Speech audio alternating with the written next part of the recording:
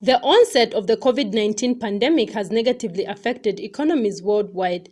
In Africa, the pandemic has caused severe distress. To Zambia's local currency, the Kwacha has depreciated by more than 40% to about 18 Kwacha 86 Ingwe. And financial analyst Maambo Haamaundu says the depreciation of the local currency can be attributed to many factors. This includes the slowdown in global trade following the closure of borders. We realized that at the beginning of the year, the Kwacha to the dollar was trading around 13.95 or 14 or somewhere thereabout. And as we came to the end of the quarter, that is in March, the rate had gone over 19. I think it was sitting somewhere around 19.5.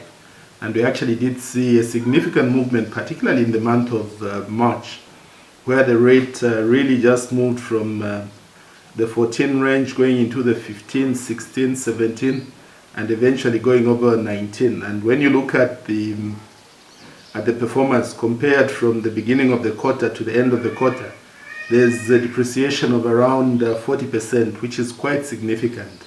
And I think even on the international market, I think the Kwacha at some point was reported as the worst performing currency. So that's an indication that our currency did not perform well. It was extremely volatile, and which is not good at all for any economy or for any currency. What is needed is a stable currency, but unfortunately, over the last number of years, and particularly in this quarter, our Kwacha has been nothing but volatile.